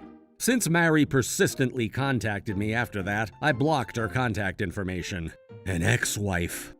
That kind of people have been erased from my memory after all. Mary, now burdened with a ridiculous sum of debt in alimony, is trying to pay off her debts working multiple part-time jobs. Her gray hair, her wrinkles, and her increasingly thinning body have made her an empty shell of what she used to be. Since then, I returned to Germany and officially tied the knot with Kathy. Kathy always cheers me up when I'm having a hard time. I'm convinced that I can live happily ever after with her. This time for sure. Trouble Busters! Excuse me, but I've been waiting for a while now and my number got skipped. Wait about an hour, damn it. It's time. Oh, Mr. Manager, I'm canceling my account and I'm withdrawing all $30 million. 30 million? Why? Thank you for coming to the Bank of Tigerton today, sir. This is wrong. My name is Alan, and I've been waiting for 30 minutes since I arrived at the bank. More time passes without my number being called. Excuse me, miss, my number wasn't called yet. Perhaps there's been a little mistake. Please, wait a moment, sir. My name is Sanderson, and I'm Vice Branch Manager. Has there been a problem, sir? Well, I have number 99, and... Yes? And this young lady just called for number 107, right? Yes, sir. It seems like my turn was skipped. It wasn't, sir. We did indeed call you, sir. You just weren't listening. Please take another number again and wait. I understand. Excuse me, but could you please throw this away? Unfortunately, I must decline. This is trash created by your carelessness, is it not? Carelessness? There's a rule that we, as a well-respected bank, don't take care of that kind of trash, you see. Dude, this guy is so damn rude. That was the impression I had of Sanderson, the vice branch manager. In the end, I took another number and waited for my turn once more, but then... my turn was skipped again, miss. I thought I told you to wait. You skipped my turn again, didn't you? We called you, buddy. No, you didn't. Since this was my second time, I was listening very intently. And you missed it again. You should probably give up already. Give up on an errand at the bank? I've never heard such ridiculous words.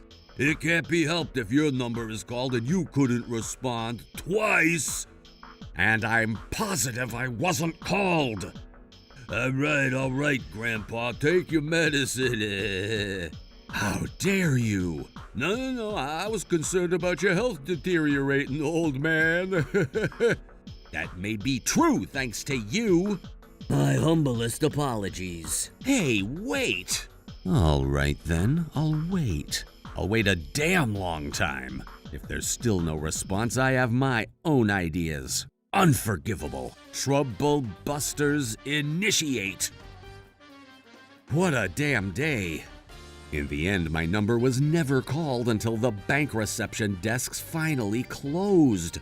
I took a new number paper every time I was skipped, and I was never called after all. Sir, this is not a park bench, you understand?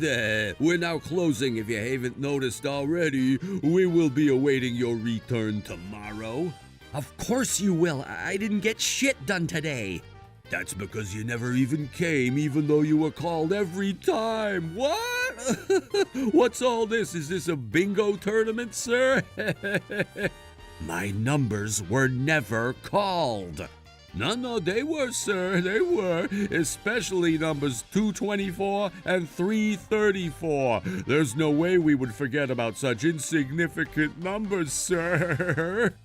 And yet my numbers were never called.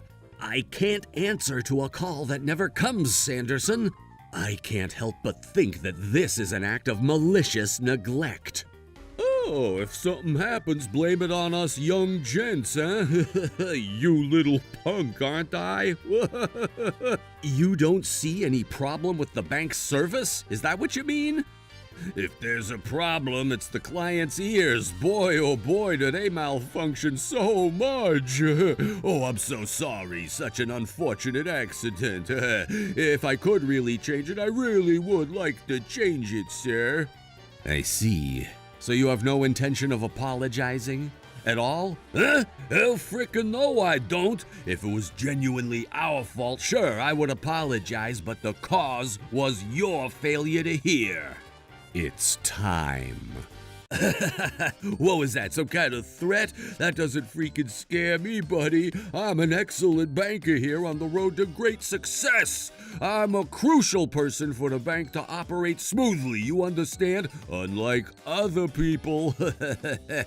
You, a crucial person for this bank? Yes, I am. That's why I don't have time to deal with you, Grandpa. In any case, your business here had something to do with your pension, doesn't it?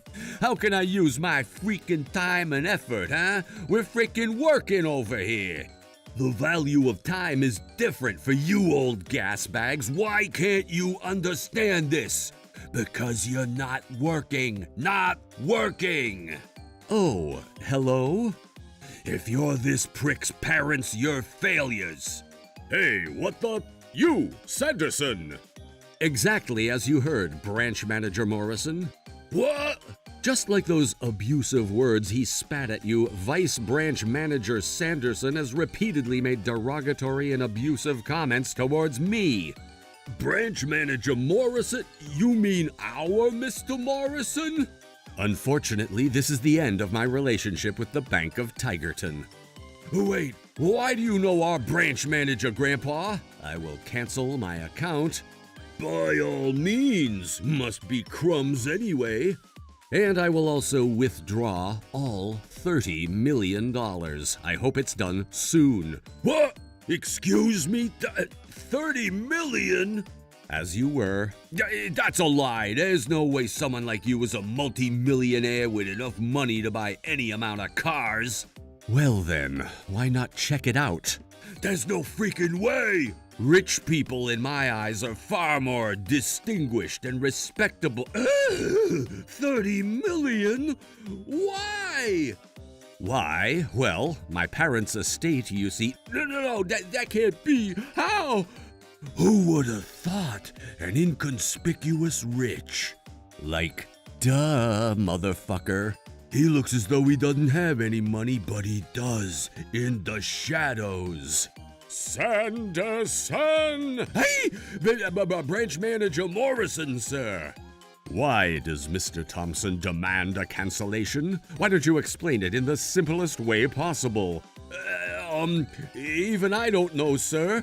I don't know my ass. Mr. Thompson flatly cited your customer service attitude as the reason for his decision.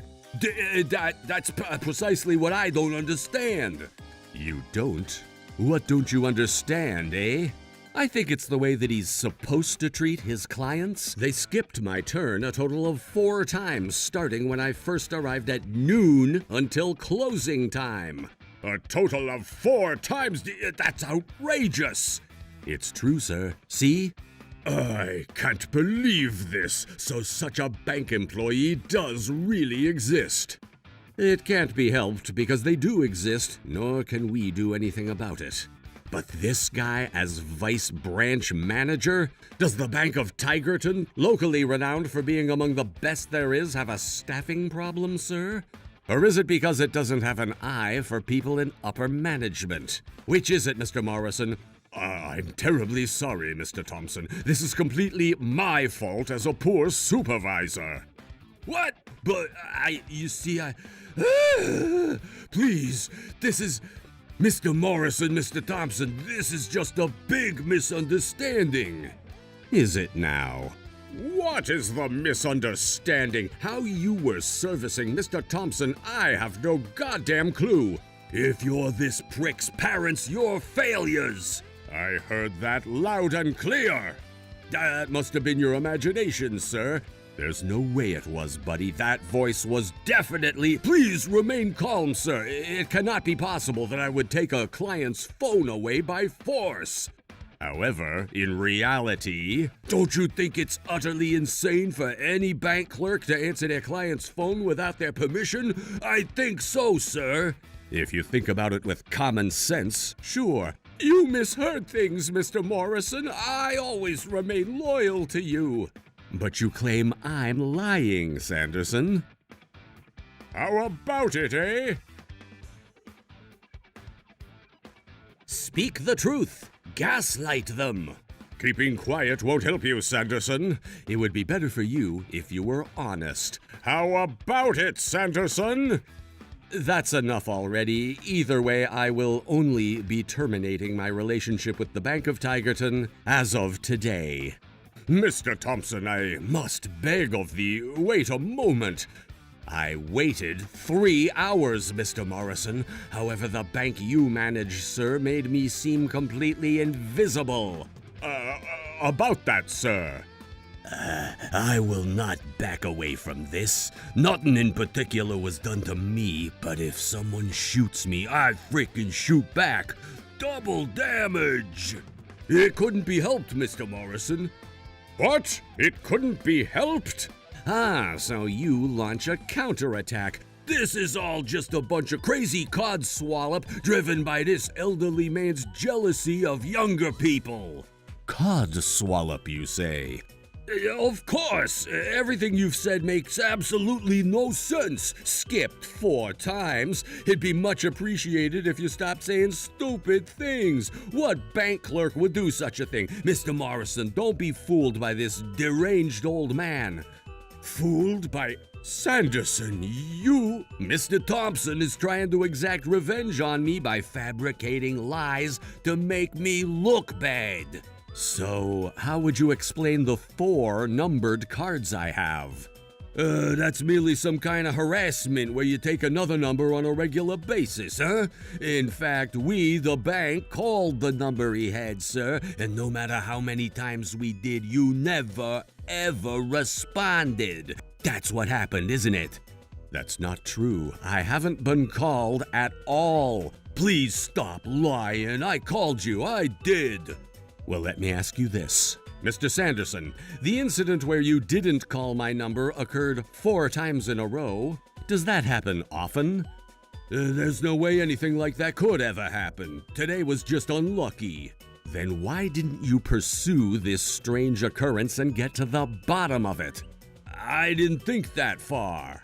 I would understand if the incident happened once or twice. Something like that is very plausible. However, it happened 4 times to the same individual. And that is your way of harassing, isn't it? Why would I want to harass you? Because I'm younger. My, that's a rather stupid answer. Huh? Surely I'm a weak 70-year-old man, and you are? I'm 52. Do old men of 70 and over envy men of 52 as young, do you think? It's definitely a very strange assumption. Probably. Normally, if an old man like me is jealous of youngsters, they often talk about people in their 20s, with the 40s being the threshold. You can say whatever you want as an afterthought, can't you, though? No. Because, Sanderson, you're 52 and you already have quite a lot of gray hair. To be honest, I look younger than you and I'm not jealous at all. And I'm telling you, that's nothing but an afterthought. Well, then wouldn't it be the same for you, too? What is your goal here, I wonder? My withdrawing $30 million is just my own will, and it doesn't have anything to do with you. Sooner or later, Mr. Thompson was going to get into some kind of issue and withdraw his $30 billion. So it wasn't my fault. No matter what anyone could have done, the result would have been the same. That's how you want to escape, huh? And isn't that what you imagined, too? Oh, is this a notice of surrender after attempting double payback?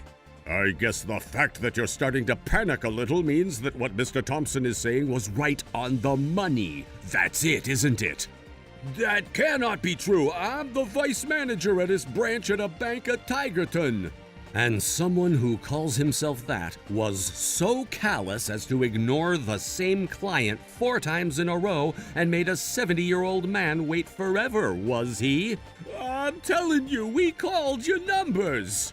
Well, then when I came in at noon and stayed until the bank closed, why didn't you say something like, "What's the matter, sir?" or "Is there something I can help you with?" I had no idea that you were waiting for so long.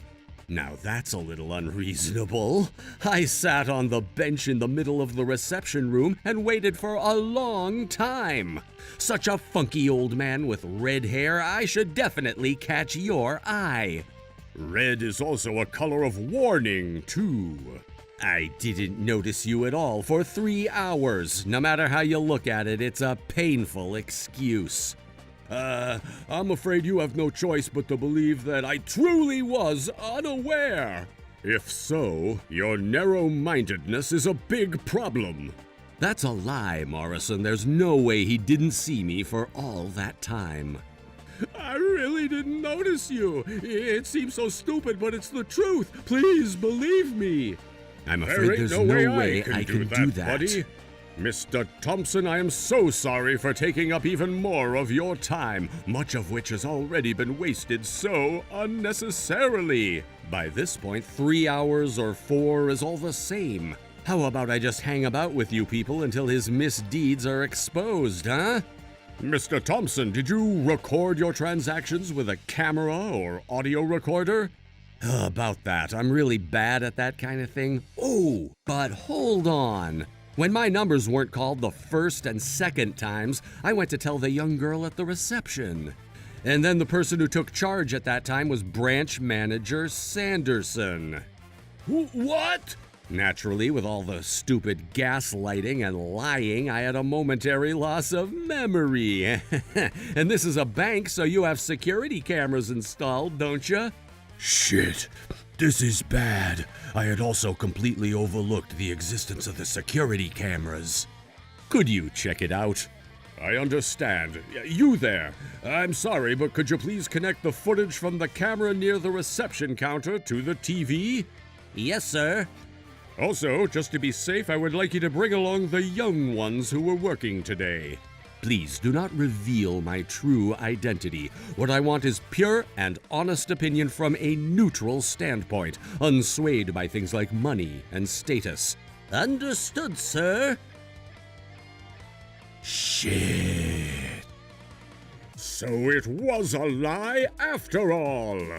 See, I warned you from the beginning that it would be better to be honest, didn't I? There's no hope for you, Sanderson. There's no way someone with such a face riddled with ill intent is the first to service clients. No way! You all saw the vice branch manager's service too, didn't you, ladies? What was it like? It was the worst service I'd ever seen. Tomlinson, you little... Shut up and let them tell their side of the story. I was in charge of this client of ours both times. Mr. Thompson? Mr. Thompson told me that his number had been skipped twice. Hey! But I was told that the numbers Mr. Thompson holds are all unlucky, and he ordered me to skip him. I did not. That's a lie. No way any vice branch manager would say something like that. Shut the hell up. I can't hear her. Please believe me. I didn't do it. I would never. Come on, just give up, you unsightly bastard. Look at the footage again. Only an evil person could make a face like this. Video footage is just an impressionist standpoint. This is terrible. Some people make an aggressive face when eating delicious food, don't they? This is literally the same. My customer service was just fine. No, this is a huge problem. What the hell is with that pouty face? If this is what you think customer service is all about, you ought to educate yourself more. Are you that willing to sacrifice me to relieve Mr. Thompson of the stress? That malicious expression was reflected in his attitude, sir. What kind of attitude? The worst kind of attitude. Tomlinson! You never called his numbers. And when Mr. Thompson came, we called you. You just didn't listen. That was literally the only thing he would say. Tomlinson? With this face, I'm sure this is the truth, honestly. Enough of this! You've been trying to put the blame solely on me with conspiracy theories using your delusional imaginations and your impressions of me, eh? Are you still saying that? I am, sir. My life depends on it. Over my dead body, I'll take a one-way trip to the land of contemplation and remorse. If you really want to punish me accordingly, go on now. Show me with conclusive legal evidence that'll make all the frickin' difference. The spirit of survival is amazing. Why don't you put that tenacity to use in your work? It isn't my fault that a $30 million account was canceled. It isn't my fault that a $30 million account was canceled. Everyone, $30 million is a pain, it's true, but Mr. Thompson here was a truly painful one. Who are you calling painful? What nonsense are you talking about now? Mr. Morrison, let's adjourn this stupid meeting. Stop it! Enough escaping rightful responsibility. For you! If I may, sir. By all means, Miss Sharon. I'd like you to listen to me without getting too angry, but Vice Branch Manager Sanderson? I hated him, you see. I wanted to fall into a deep, dark pit or something. As you can see, I have in my possession a video camera to record the footage of administrative meetings, but this time I turned it towards Sanderson and Mr. Thompson. What? If I handed this over to you, sir, would Sanderson be finished, done for, exterminated? If Sanderson's misdeeds were captured in a full-time audio video, since the evidence is super solid, this would be the end of his life as he knows it. A red card! So you mean we might see some fireworks long before Independence Day's upon us? Well, yeah, basically. You did this with malice aforethought, but I applaud you, Sharon. Mr. Thompson! What is with this prick? As soon as he found out that this video existed, he fell to my knees at warp speed. A part of my memory that had been lost due to all this commotion finally came back to me. Shut the hell up. You've had that memory there all along. Yes, but the eraser inside my mind. Gonna add on the lies now, eh? I did something to Mr. Thompson that I shouldn't have done. Yeah, I know. I'm the victim after all, and I can't bring myself to forgive you. You deceive and cheat without admitting it's all your fault. As a fellow bank employee, I cannot condone this barbaric manner of yours. No, please! Afterwards, when we all looked at the contents of the video camera that Miss Sharon had recorded since she had taken the trouble to do it for us, my turn was skipped again, miss. I thought I told you to wait. You skipped my turn again, didn't you? We called you, buddy. Sanderson! Ha! Oh, woo! Ha! He was 52 years old and has been unable to find a job again. So he is currently working several part-time jobs to make the child support that burdens him. I suppose he's living in an apartment for $300 a month and basking in the glory of his days as a banker. Don't care, didn't ask. If I had just obediently admitted to the truth that time, I wouldn't have fallen so low. On the other hand, I'm thinking of doing something with the $30 million. Making deserts green again, or building schools in countries without schools. I want to live the second half of my life to the fullest for the sake of my wife and for others. Trouble Busters!